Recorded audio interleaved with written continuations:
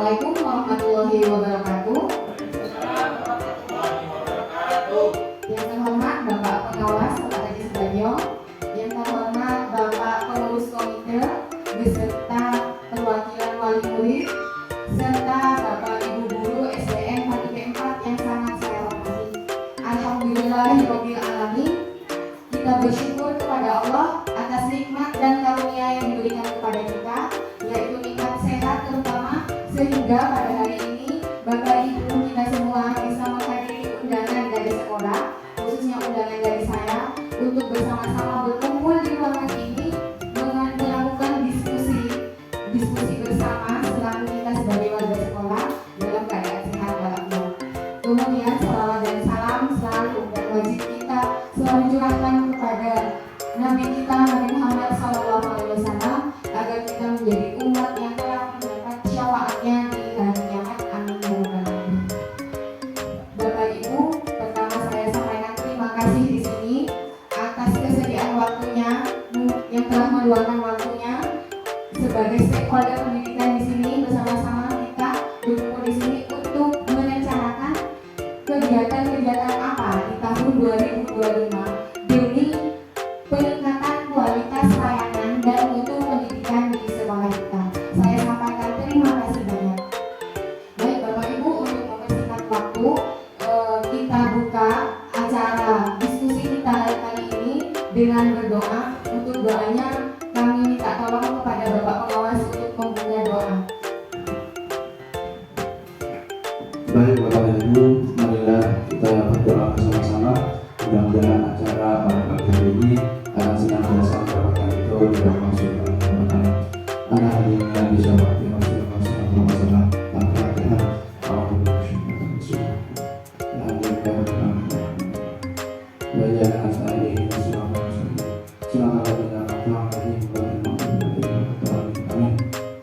Bismillahirrahmanirrahim.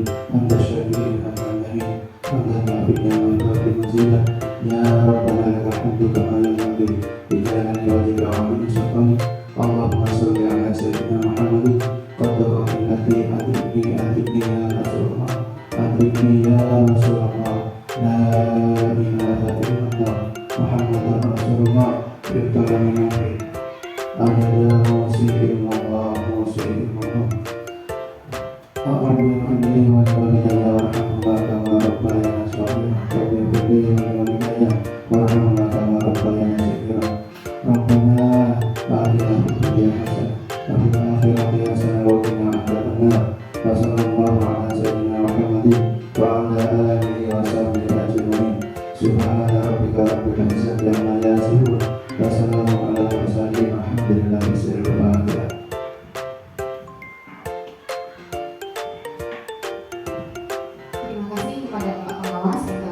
Doa.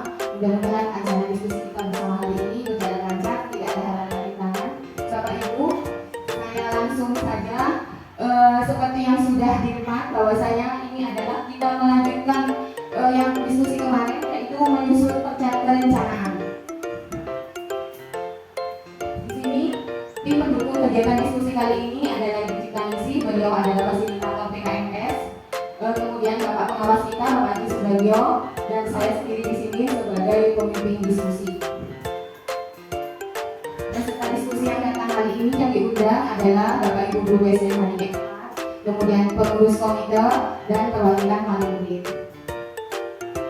Sesuai kegiatan tadi pembukaan sudah oleh saya sendiri, kemudian sambutan oleh pengawas. Nah, menginjak acara yang kedua ini adalah sambutan oleh Bapak Pengawas. Assalamualaikum warahmatullahi wabarakatuh. Yang saya hormati Ibu Kepala Sekolah SDN Pati 4 selaku narasumber pada sidang kedua pada pagi hari ini. Yang saya hormati Ketua Komite beserta jajaran pengurus dan perwakilan wali murid SDN Pati 4 yang hadir pada pagi hari ini, serta seluruh guru hebat SDN Pati 4 yang sangat saya banggakan. Alhamdulillah, marilah pada pagi hari ini kita sama-sama memanjatkan puja dan puji syukur kita kepada Allah Subhanahu wa Ta'ala, yang mana pada pagi hari ini kita dapat hadir dalam acara aksi nyata kedua menyusun perencanaan yang sudah dilakukan pada aksi nyata pertama. Ini adalah tindak lanjut dari kegiatan Ibu Kepala Sekolah yang telah mengikuti pelatihan kepemimpinan dan manajemen sekolah di Malang. Oleh karena itu, mudah-mudahan apa yang menjadi harapan kita, keinginan kita hari ini dan ke depan akan senantiasa mendapatkan ridho dari Allah Subhanahu wa Ta'ala. Salawat dan salam mudah-mudahan senantiasa tercurahkan dari para junjungan Nabi kita, Nabi besar Muhammad Sallallahu Alaihi Wasallam, dan mudah-mudahan kita sebagai umatnya akan senantiasa mendapatkan sahabatnya di dunia dan akhirat. Bapak Ibu undangan yang sangat saya hormati, kalau kita lihat Bapak dan Ibu rencana yang sudah dibuat pada aksi nyata pertama, insya Allah sudah banyak masukan dari Bapak dan Ibu. Insya Allah Bapak dan Ibu sudah menyampaikan keinginan kepada kepala sekolah, karena kepala sekolah selaku pemimpin di lembaga ini yang memiliki tugas kepemimpinan menggerakkan seluruh SDM yang ada di lembaga ini, sekaligus sebagai manajer di lembaga ini, yaitu bertugas untuk merencanakan, kemudian mengorganisasikan, selanjutnya dari pengorganisasian ini kita fitkan rencana yang ada dengan memberikan anggaran, dengan diberi anggaran yang pasti tentang rencana yang ada, kemudian yang selanjutnya adalah melaksanakan, dan terakhir adalah kita lakukan evaluasi. Nah, acara ini Bapak dan Ibu, karena acara terakhir, saya berharap Bapak dan Ibu selaku terundang, khususnya guru yang ada di lembaga ini, saya berharap bisa memberikan masukan kepada Ibu Kepala Sekolah terhadap rencana yang sudah dibuat, sehingga saya berharap pada pagi hari ini rencana ini bisa fit dulu, dan setelah fit benar-benar menjadi sebuah rencana yang bisa dilaksanakan, yang tentunya diberi anggaran yang pasti. Karena tanpa masukan dari Bapak dan Ibu, sehebat apapun kepala sekolah yang kita miliki, insya Allah lembaga ini tidak akan berjalan dengan baik. Dan rencananya kadang-kadang asal-asalan. Padahal rencana yang disusun ini berdasarkan pada rapor pendidikan. Karena rapor pendidikan adalah salah satu dasar kita membuat rencana ke depan. Oleh karena itu, termasuk Bapak dan Ibu, saya juga berharap memiliki rencana sebagai manajer di kelas. Bapak dan Ibu tidak boleh asal-asalan melakukan kegiatan pembelajaran, tapi harus didukung dengan cara yang pasti, seperti yang telah dibuat oleh kepala sekolah. Makanya sekali lagi saya berharap kegiatan ini benar-benar memberikan manfaat, sehingga pelayanan di lembaga SDM Pagi Upah ini benar-benar terasa manfaatnya, terasa bagi Bapak dan Ibu, terasa bagi anak-anak kita, dan lebih akan terasa bagaimana layanan pendidikan ini benar-benar berkembang dengan baik. Nah, kalau sudah berkembang, insya Allah akan banyak manfaat yang diterima oleh kita, khususnya warga sekolah yang ada di lembaga ini, dan khusus anak-anak kita. Insya Allah anak kita akan menjadi anak-anak harapan kita bersama, anak-anak yang memiliki kualitas. Kalau gurunya memiliki kualitas, insya Allah anak-anak pun akan memiliki kualitas. Seperti mungkin pada hari guru nasional atau hari PGRI, kalau gurunya kuat, kalau gurunya kuat, negara akan hebat, dan kalau gurunya bermutu, negara akan maju. Jadi semua yang kita lakukan bermuara pada anak-anak kita, Bapak Ibu. Oleh karena itu, sekali lagi saya berharap mudah-mudahan hasilnya kedua pada pagi hari ini benar-benar bisa berjalan dengan baik, yang didukung oleh aktivitas Bapak dan Ibu, yang didukung oleh kemauan Bapak dan Ibu untuk bisa memberikan masukan terhadap rencana yang telah disusun bersama pada aksi nyata yang pertama. Saya kira seperti itu Bapak dan Ibu yang bisa saya sampaikan. Sekali lagi mudah-mudahan acara ini benar-benar bisa memberikan manfaat agar layanan pendidikan di lembaga ini benar-benar memiliki kualitas, sehingga akan berimbas pada kualitas anak-anak kita. Saya kira seperti itu. Kurang lebihnya saya mohon maaf. Wassalamualaikum warahmatullahi wabarakatuh.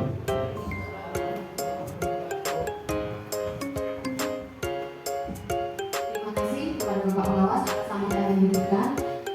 Kemudian selanjutnya, supaya diskusi kita berjalan lancar, kita membuat kesepakatan dulu.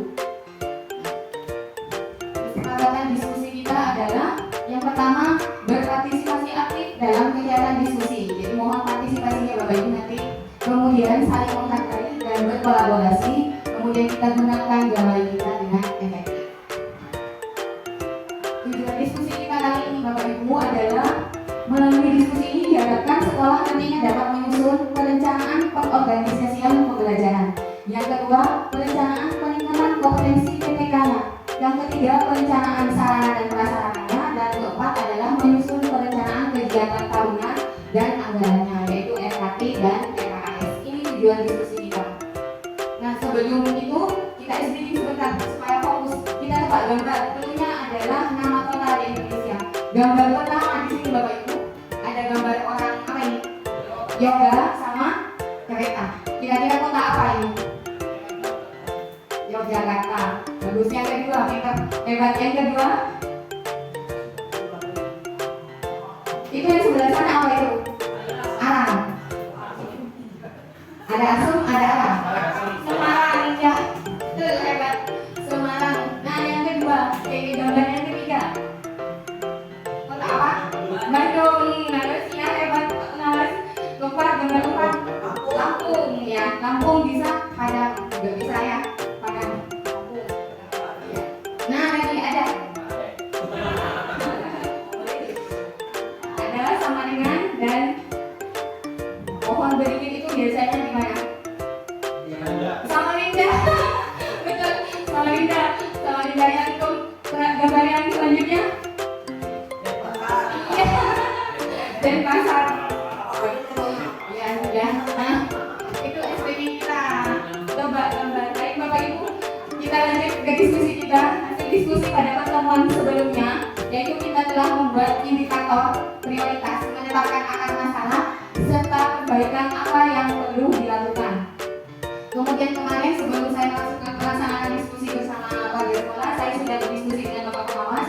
Dan yang sebelumnya diskusinya kita itu indikator prioritasnya adalah literasi, numerasi, kualitas pembelajaran. Namun ada masukan kemarin dari beliau bahwasanya iklim keamanan itu tetap kita jadikan indikator prioritas juga karena itu berkaitan dengan pembentukan karakter anak. Jadi iklim keamanan kita juga jadikan prioritas nantinya. Kemarin literasi numerasi kita jadikan indikator prioritas karena itu merupakan dampaknya sangat besar untuk murid. Jadi dijadikan prioritas utama literasi numerasi. Kemudian kualitas pembelajaran karena untuk mendukung kemajuan literasi numerasi dampaknya kepada murid, maka kita harus meningkatkan kualitas pembelajaran kita. Nah, itu hasil kesepakatan kita kemarin bahwasanya yang akan menjadi prioritas kita nanti adalah literasi, numerasi, kualitas pembelajaran dan iklim keamanan. Nah, kita sekarang kemarin adalah di siklus 1, 2, dan 3 kita mengidentifikasi, mengumpulkan data dan merefleksi. Kemudian yang sekarang kita itu ada pada tahap ini Bapak Ibu, yaitu memimpin proses perencanaan, baik itu perencanaan pembelajaran, perencanaan peningkatan PPK, dan perencanaan sarana prasarana. Kemudian setelah itu terbentuk, nanti kita selanjutnya adalah menginformasikan kepada warga sekolah yang sedang kita lakukan saat ini dan merekapnya dalam RKT dan RKS. Nah, poin ini itu ada pada tahap benahi perencanaan. Jadi kalau siklus pelayanan itu ada IRB, identifikasi, refleksi, dan benahi. Kemarin di pertemuan sebelumnya sudah identifikasi dan refleksi, sekarang yang ketiga adalah benahi. Kita adalah benahi perencanaan untuk saat ini. Kemudian nanti benahi pelaksanaan, nanti dievaluasi. Jadi sekarang kita masih tahap benahi perencanaan. Nah, Bapak Ibu, apakah penyusunan KSP itu harus seragam? KSP itu apa Bapak Ibu? Kurikulum Satuan Pendidikan. Apakah menyusun KSP itu menurut Bapak Ibu harus seragam? Ada yang bisa memberikan? Tidak, Bu. Tidak. Karena setiap sekolah memiliki rencana yang berbeda dengan sekolah yang lain. Karena setiap sekolah itu mempunyai rencana yang berbeda. Betul. Ada lagi? Bagus. Setiap sekolah punya visi misi yang berbeda dan itu juga yang tertuang dalam KSP. Ada lagi? Tambahan? Tujuannya berbeda, visi misinya beda, kegiatannya berbeda. Apalagi? Karakteristik sekolahnya, profil sekolah itu berbeda. Kita punya karakteristik sendiri, murid kita, guru kita, kondisi lingkungannya itu tidak bisa kita samakan dengan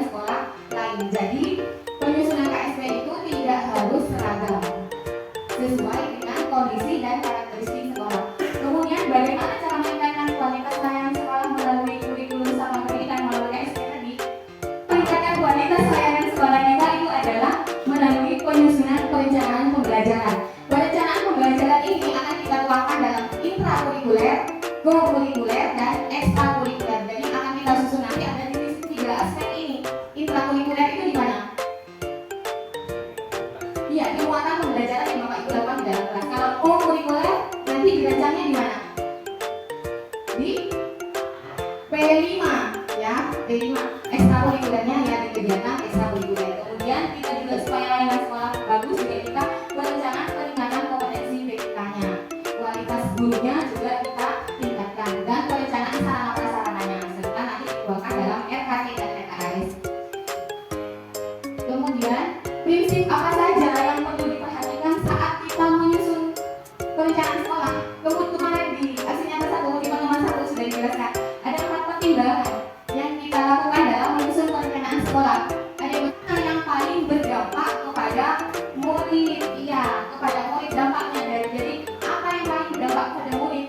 Kemudian sarana prasarananya, sumber dayanya ada nggak di sekolah ini. Kemudian yang butuh perbaikan segera, yang urgent itu yang mana dan apakah sesuai dengan visi misi sekolah kita. Jadi ini 4 pertimbangan kita di dalam menyusun program sekolah.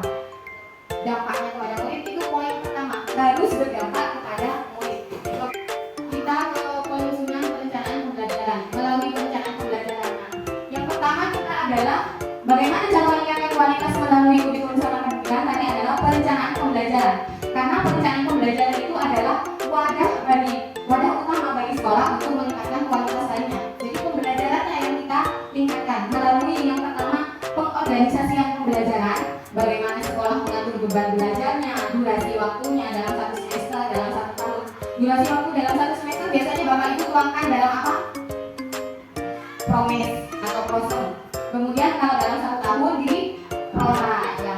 Kemudian itu dituangkan melalui pembelajaran intra, ko, dan ekstra ataupun program-program sekolah lainnya. Kemudian perencanaan pembelajaran itu bagaimana sekolah merancang tujuan pembelajaran itu perlu dicapai oleh peserta didik di tiap kelasnya sehingga makin banyak kesempatan murid untuk meningkatkan kemampuannya. Biasanya itu dituang dalam apa? KKPP ya. Kalau di intrakurikuler adalah cara sekolah mengatur muatan mapel atau muatan tambahan itu, muatan tambahannya baik murid. Kemudian kokurikuler dalam P5 adalah cara sekolah melakukan dan merencanakan kegiatan proyek profil melalui pemilihan tema, dimensi serta pengaturan waktu. Ekstrakurikuler dan itu pengelolaan pemilihan atau kegiatan yang dilakukan di luar jam belajar sesuai kebutuhannya murid. Jadi sekolah dapat mengalokasikan waktu untuk program atau kegiatan lain yang menunjang kebutuhan belajar murid seperti melakukan pertemuan dengan orang tua, memantau perkembangan anak dan kegiatan lain. Nah, Bapak Ibu kita langsung menyusun perencanaan pembelajaran. Di sini sudah ada kolomnya. Kemarin indikator apa saja yang jadi prioritas? Literasi ya. Literasi penyebabnya karena apa kemarin? Minat baca anak kurang, itu ya diantaranya. Perhatikan hasil diskusi yang kemarin, indikator-indikatornya buat pertimbangan bahan. Jadi di situ saya sudah bagikan kertas plano kantor. Silakan Bapak Ibu dibuat kolomnya mulai dari indikator prioritas, akar masalahnya apa, seperti yang sudah didiskusikan kemarin. Kemudian perbaikan yang perlu dilakukan apa. Baik, ini kita presentasikan yang dari kelompok 1. Silakan perwakilan yang mau membacakan hasil kesepakatannya tentang perencanaan pembelajaran. Terima kasih. Bismillahirrahmanirrahim. Assalamualaikum warahmatullahi wabarakatuh. Baiklah, kami akan memaparkan hasil diskusi dari kelompok 1 tentang perencanaan pembelajaran. Yang pertama, indikator prioritas, yaitu tentang literasi. Akar masalah atau masalah yang perlu diperbaiki, yang pertama adalah kemampuan peserta didik rendah dalam memahami teks informasi. Kemudian yang kedua, minat baca peserta didik menurun sehingga kurang antusias dalam literasi. Nah, setelah ada masalah ini, maka langkah yang kedua kita akan mengenai perbaikan yang perlu dilakukan. Adapun langkah-langkah perbaikan yang perlu dilakukan yang pertama, yaitu meningkatkan kemampuan peserta didik dalam memahami teks informasi non-fiksi atau fiksi. Nah, karena kita tahu di perpustakaan itu banyak sekali buku-buku bacaan yang bisa diberikan untuk dibaca oleh anak. Terus langkah yang kedua yang kami lakukan, meningkatkan semangat dan minat baca anak melalui pembelajaran literasi yang kreatif dan menyenangkan. Kemudian rencana pembelajaran. Sedangkan rencana pembelajaran di sini dibagi menjadi 3 bagian. Yang pertama intrakurikuler, kemudian yang kedua kokurikuler, dan yang ketiga ekstrakurikuler. Adapun intrakurikuler, rencana pembelajarannya itu melakukan kegiatan interaksi setiap mata pelajaran, tidak hanya fokus pada pelajaran bahasa Indonesia. Nah, kemudian yang kedua, kegiatan pembiasaan, yaitu membaca selama 15 menit setiap pagi sebelum pembelajaran dimulai.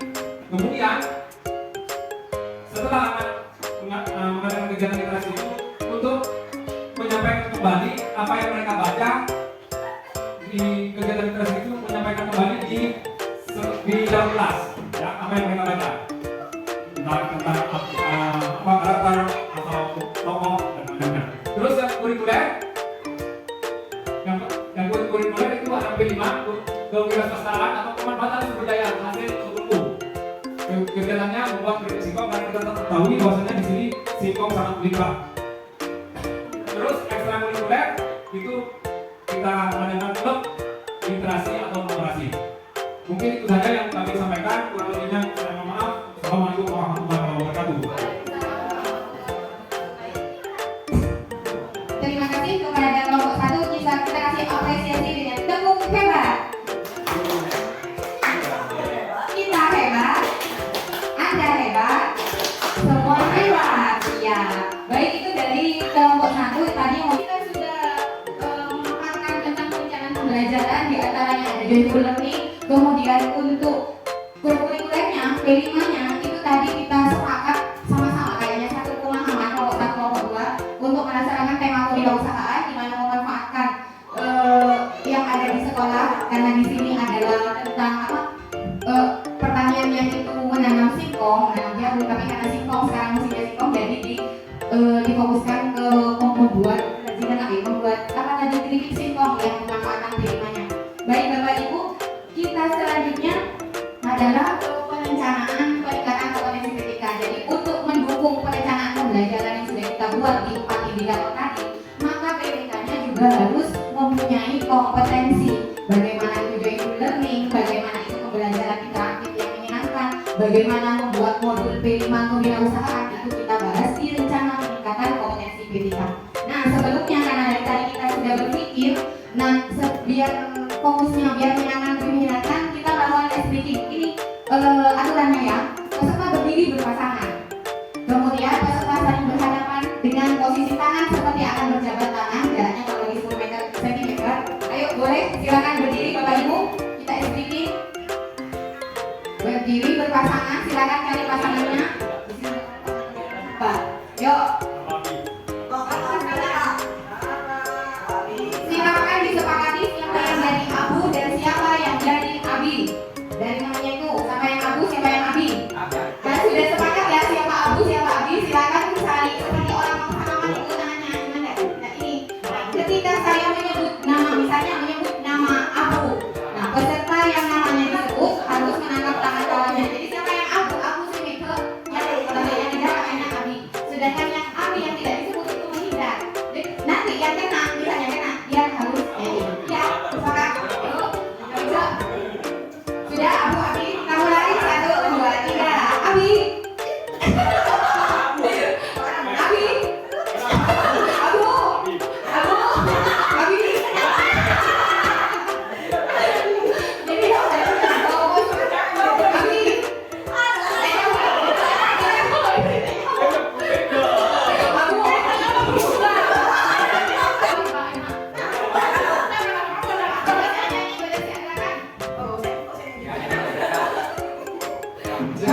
Topi saya bundar, bundar topi saya, kalau tidak bukan topi saya. Terima kasih.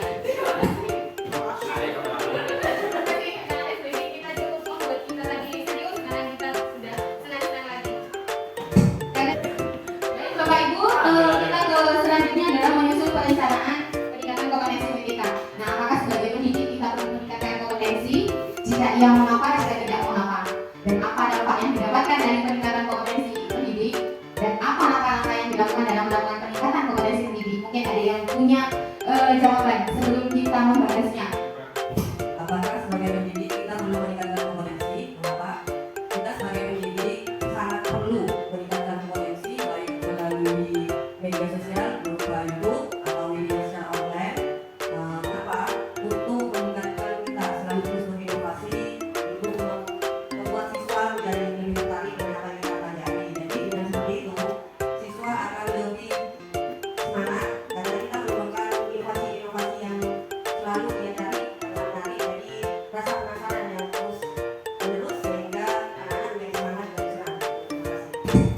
jawaban yang sangat bagus. Ada yang mau ditambahkan Bapak Ibu? Kita sepakat dengan jawabannya Bu Erni?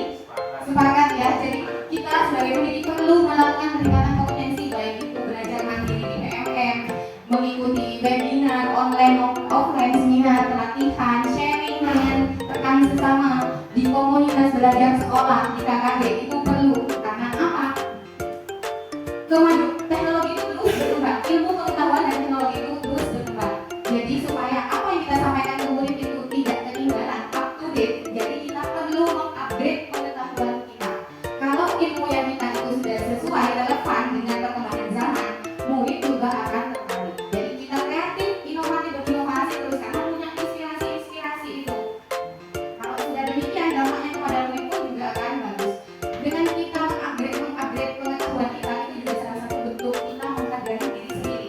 Kita bersyukur bahwa kita menjadi guru, menjadi teladan pada murid, maka kita harus memberikan pelayanan yang terbaik pada murid. Jangan apa dampak yang didapatkan dari peningkatan kompetensi pendidik. Jadi tadi sudah disampaikan juga sama Bu Erni bahwasanya kalau kita kompetensinya meningkat, pelayanan kepada murid juga akan menjadi lebih baik. Terus apa? Gurunya aja semangat belajar, muridnya juga pasti semangat belajar, dan metodenya juga pasti akan lebih menarik. Nah, lanjut Bu. Hal yang perlu dilakukan untuk kita melakukan perencanaan meningkatkan kompetensi, yang pertama kita identifikasi dulu kebutuhan belajar kita apa.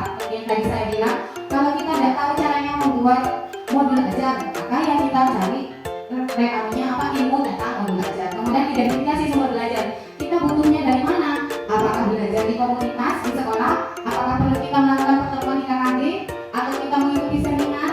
Nah, seperti itu. Kemudian identifikasi yang perlu terjadi melalui proses dialog antara kepala sekolah dan gurunya. Makanya kita harus sering, Bu, saya nggak bisa buat ini. Mungkin kita komunitas belajarnya diaktifkan, kita sharing tentang merancang mengerjakan PMM misalnya, membuat aksi nyata, atau membuat menyusun evaluasi pembelajaran. Jadi harus ada komunikasi seperti itu. Perlu mengetahui kebutuhan PPK sebelum membuat program, karena proses perencanaan pengembangan kompetensi itu harus dimulai dengan mengidentifikasi kebutuhan belajarnya. Pendidik itu orang dewasa yang termotivasi untuk belajar ketika materi itu sesuai dengan kebutuhan mereka dan terlibat dalam menentukan apa yang akan dipelajari. Jadi kita bisa merancang program yang efektif. Lanjut Bu. Sekarang kita menyusun perencanaan peningkatan kompetensi PTK-nya. Di situ sudah ada kolom, kita tambahkan di kolom lagi. Nah, tadi kan sudah ada itu perbaikan yang perlu dilakukan. Nah, nanti perannya itu apa di sini? Kebutuhan belajarnya apa, sumber belajarnya apa? Tadi kan perbaikan yang perlu dilakukan, misalnya meningkatkan kemampuan peserta didik dalam memahami teks informasi. Di sini melakukan kegiatan literasi di setiap mapel, tidak hanya bahasa Indonesia. Maka peran PTK apa supaya dapat meningkatkan kemampuan peserta didik? Di sini apa peran PTK-nya? Maka peran PTK-nya melaksanakan pembelajaran literasi di semua mapel.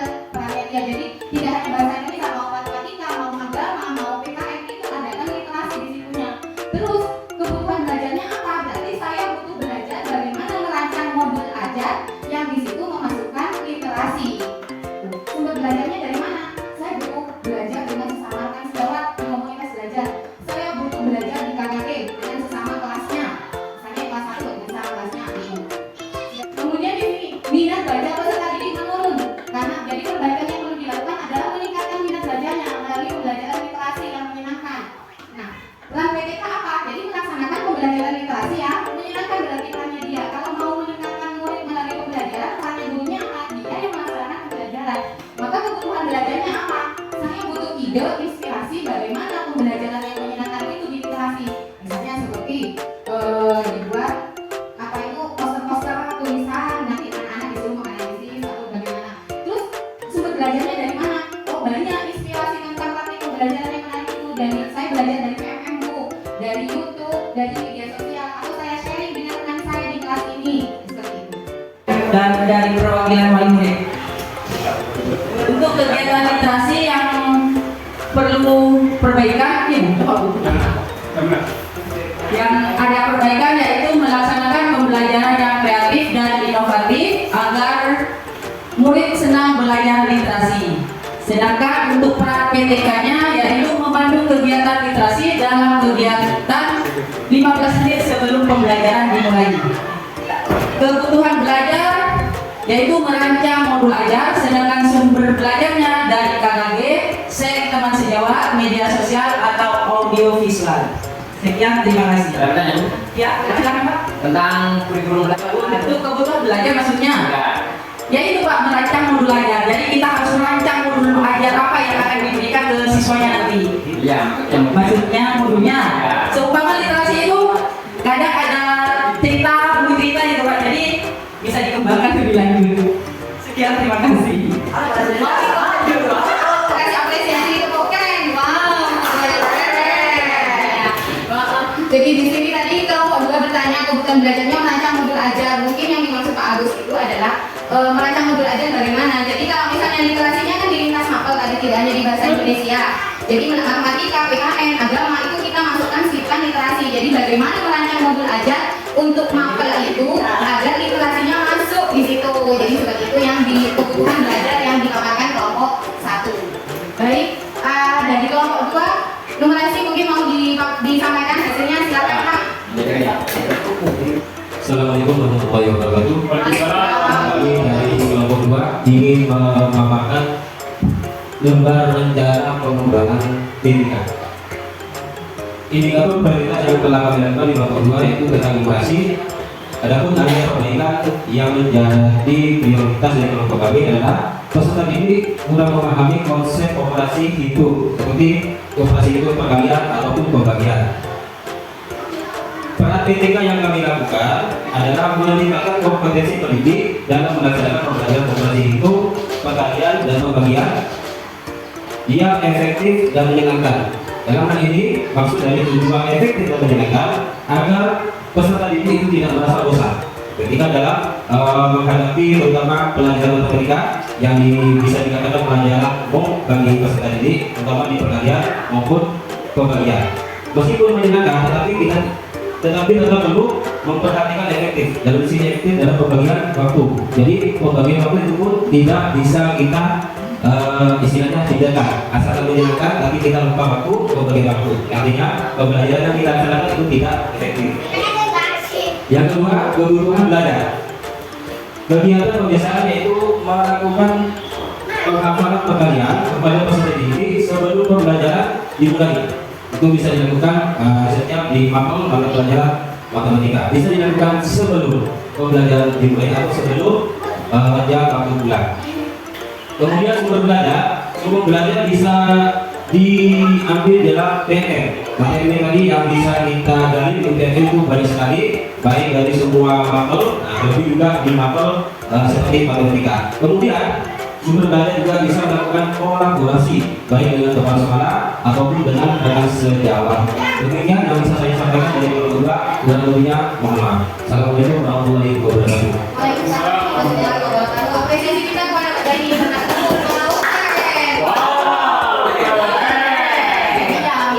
Sama kelompok 2 di indikator numerasi. Jadi area perbaikannya adalah peningkatan kemampuan numerasi peserta didik itu yang kurang memahami konsep operasi hitung, perkalian, dan pembagian. Di situ menjadi area perbaikannya. Sedangkan peran PTK itu adalah melaksanakan pembelajaran numerasi matematika itu dengan menyenangkan tapi juga efektif. Itu perannya PTK-nya.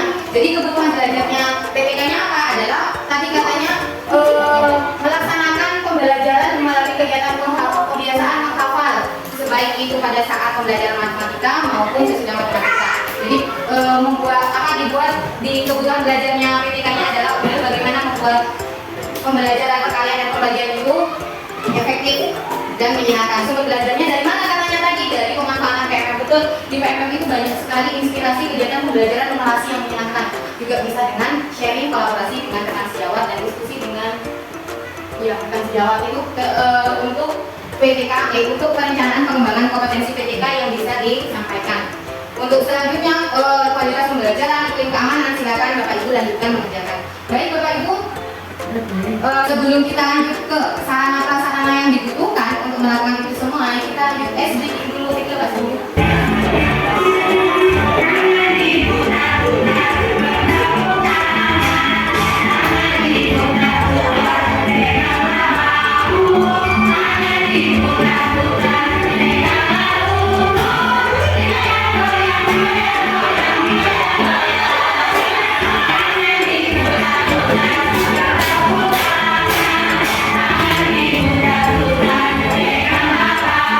Terima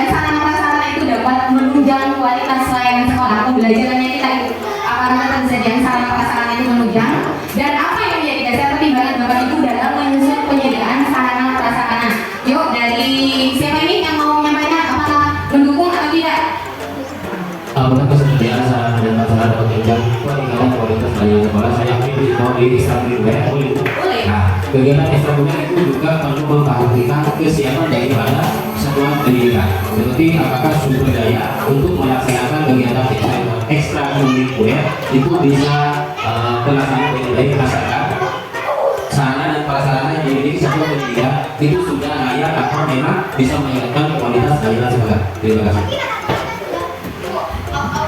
Terima kasih Pak Zaini. Jadi jawabannya sangat bagus. Jadi ketersediaan sarana prasarana itu sangat menunjang kualitas pelayanan di sekolah. Contohnya kegiatan ekstrakurikuler, mau mengadakan pramuka, yang saya dengar itu di pemaparannya Bapak Ibu tadi adalah pramuka, ekstrakurikuler pramuka. Jadi sarana prasarananya juga sangat mendukung, misalnya pembina pramukanya, peralatan pramukanya gitu ya. Jadi hal penting dalam kita menyusun sarana prasarananya itu, yang pertama kita analisis kebutuhan sarana prasarananya itu sesuai ketentuan undang-undang. Jadi jangan sampai berlebihan. Jadi harus dianalisis. Kemudian identifikasi aksesnya, bagaimana cara penyediaannya, sumber dananya itu dari mana. Kemudian sesuai tidak dengan pembelajaran yang akan kita lakukan. Kemudian analisis juga pemanfaatan kondisi sarana prasarana yang telah tersedia. Kalau kita analisis di sekolah sudah punya sarana apa saja, kira-kira itu masih bisa kita manfaatkan tidak? Kita bisa modifikasi tidak? Kita masih bisa gunakan atau tidak? Kemudian analisis pemanfaatan sumber daya sekitar sebagai alternatif sarana prasarana pembelajaran. Jadi kita berpikir aset based thinking, berpikir berbasis aset bukan berbasis masalah. Jadi untuk menyusun perencanaan sarana prasarananya ada template-nya itu Bu. Tadi kan sudah indikatornya, misalnya literasi, akar masalahnya tadi sudah ditemukan, perbaikannya tadi yang sudah perlu dilakukan apa. Nah, sarana yang dibutuhkan apa? Jadi saya kembali ke jawabannya yang Bapak Ibu tadi. Nah, di sini kan tadi diambil indikator prioritasnya literasi. Akar masalahnya adalah kemampuan peserta didik rendah dalam memahami teks. Maka perbaikan yang perlu dilakukan itu apa? Meningkatkan kemampuan peserta didik dalam teks informasi. Tadi yang kita rancang itu mau kita ambil di intrakurikuler, kurikuler atau ekstrakurikuler dalam peningkatannya ini. Apakah kita mau mengambil literasi di setiap mapel atau kewirausahaan atau klub literasi? Maka sarana yang dibutuhkan apa? Kalau misalnya di setiap mapel kita masukkan literasi, maka sarana yang kita butuhkan adalah modul ajar yang memasukkan literasi, misalnya seperti itu. Atau misalnya kita mau ambil kewirausahaan pemanfaatan sumber daya hasil kebunku, maka sarana yang dibutuhkan apa? Modul ajar P5 tema kewirausahaan. Atau sarana yang dibutuhkan lagi adalah hasil pemanfaatan hasil kebun di situ. Kemudian peralatannya apa? Atau kalau mau ambil ekskul literasi, kita bentuk komunitas literasi di sekolah kita. Sarana yang dibutuhkan apa? Kalau misalnya terus kebutuhan belajarnya adalah merancang modul ajar, butuh sumber di KKG, maka sarana yang dibutuhkan apa? Narasumber yang dibutuhkan, butuh proyektor, kemudian butuh kalau mau belajar di PMM, maka yang dibutuhkan apa? HP, Android, kuota internet. Nah, itu sarana yang dibutuhkan. Jadi sudah Misalnya di mana kita boleh yuk presentasi kelompok satu yang dibutuhkan. Terima kasih.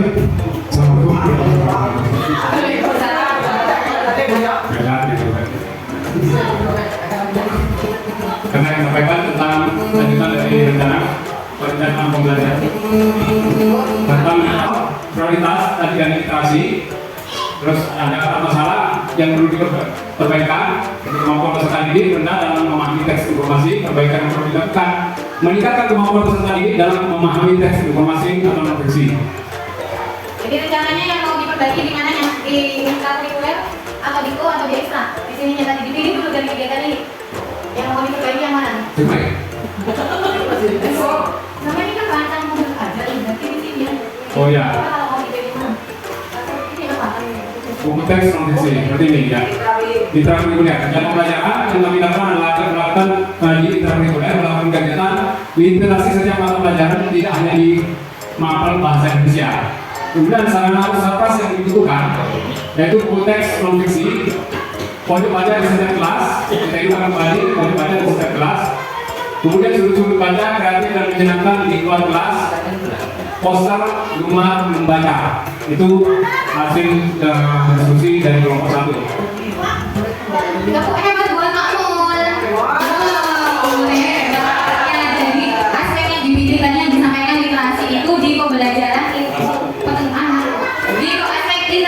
diambil itu karena masalah kemampuan peserta didik rendah dalam tes informasi, maka Pak Mul mengambil rencana peningkatan kebaikannya itu di kegiatan intrakurikuler.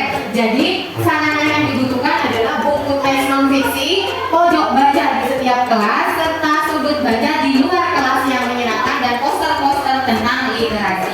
Itu ada yang mau ditambahkan dari kelompok 2? Sepakat? Sepakat untuk kelompok 2, silakan yang kalau mau memulai literasi, yuk. Tentang kelompok dari kelompok 2 tentang perencanaan Sapras itu indikator prioritas tentang numerasi, yaitu tentang akar masalah atau masalah yang perlu diperbaiki, yaitu kemampuan peserta didik pada domain aljabar rendah. Jadi perencanaan Sapras itu perbaikan yang perlu dilakukan meningkatkan kemampuan peserta didik pada domain aljabar dimulai dari kelas. Sapras yang dibutuhkan yaitu tentang buku numerasi, yaitu tentang modul ajar seperti matematika, aljabar itu. Terus poster perkalian dan pembagian, juga HP harus Android, bukan nanti tidak bisa itu. Proyektor harus ada dengan LCD-nya. Juga jaringan internet atau dibantu dengan kotanya juga, bukan kota Bandung, kota internet ya. Nanti cuma nomor 1. Ya kalau nanti terima kasih dari kelompok 2. Assalamualaikum warahmatullahi wabarakatuh. Waalaikumsalam warahmatullahi wabarakatuh. Indikator literasi itu di domain aljabarnya rendah, maka perlu peningkatan kompetensi peserta didik melalui kegiatan pembelajaran mulai dari kelas 1 sampai kelas 6. Jadi sarana yang dibutuhkan adalah tadi buku-buku teks tentang buku-buku numerasi tentang matematika, tentang aljabar, tentang perkalian, poster-poster perkalian itu ada di setiap kelas.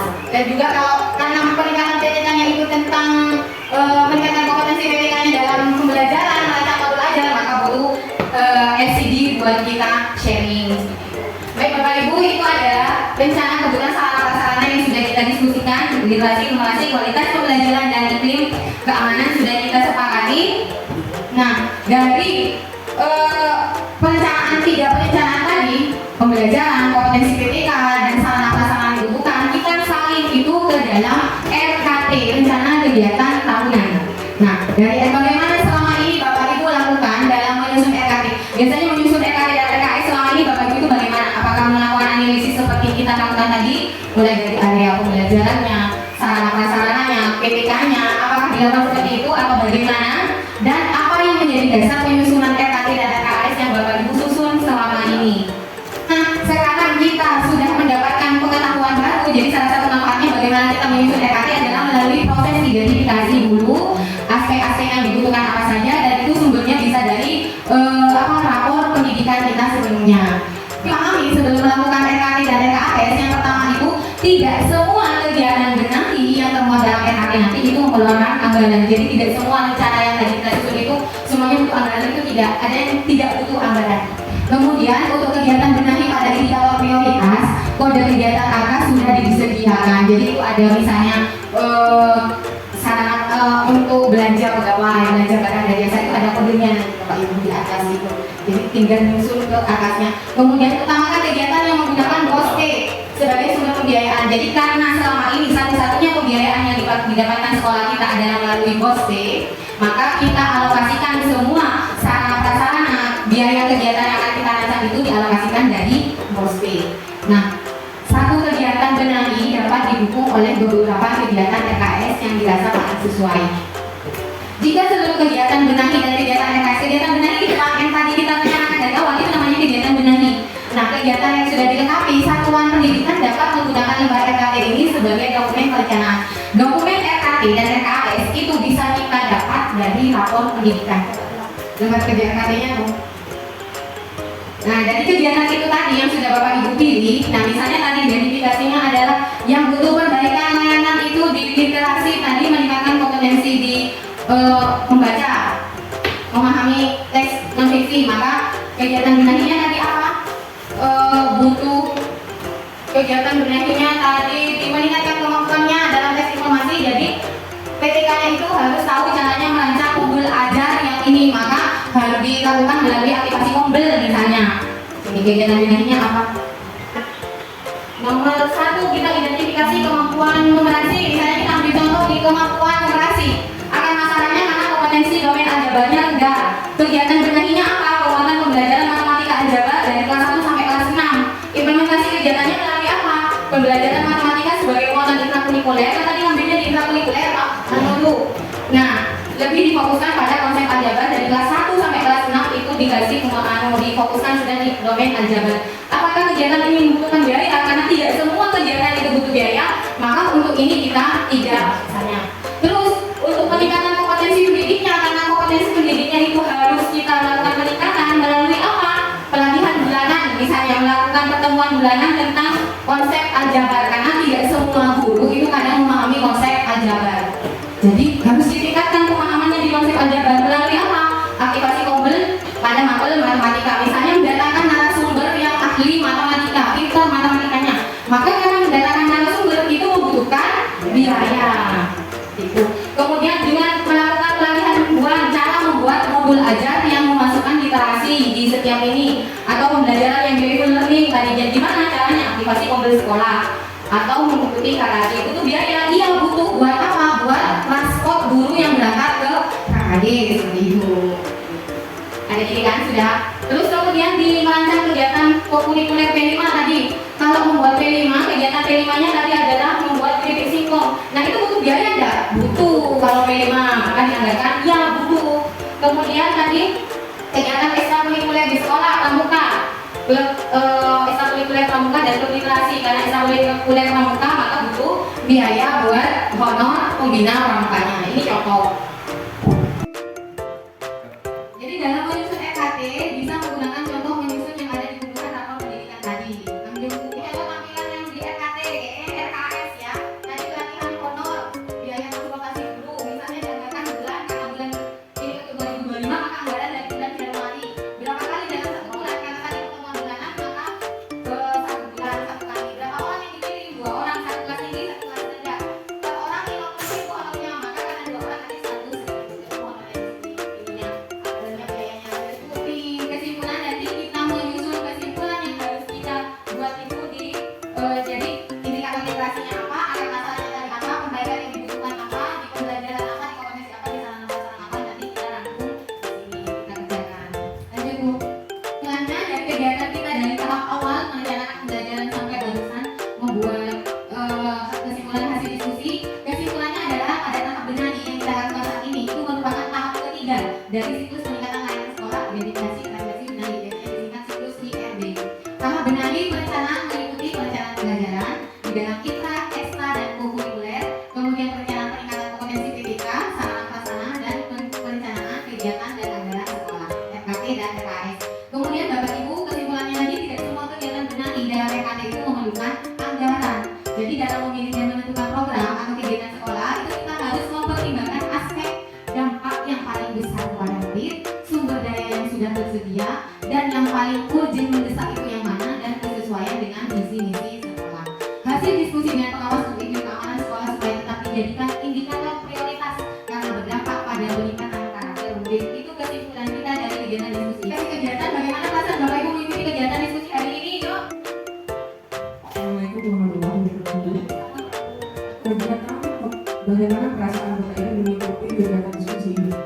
Perasaan saya dalam melaksanakan diskusi rasa senang karena bisa menambah ilmu pengetahuan dan tidak menjadi tahu. Sekian, terima kasih.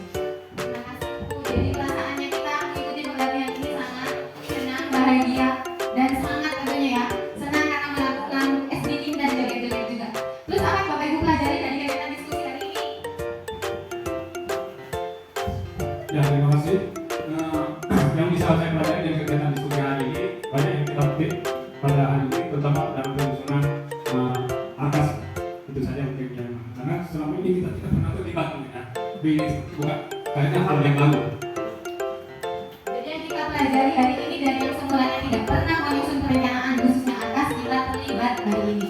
Apa tantangan yang Bapak Ibu hadapi dalam diskusi kali ini? Terima kasih. Tantangannya yaitu kita bisa membuat atau melaksanakan AKAS sendiri, bisa per tiap sekolah bisa dikerjakan sendiri.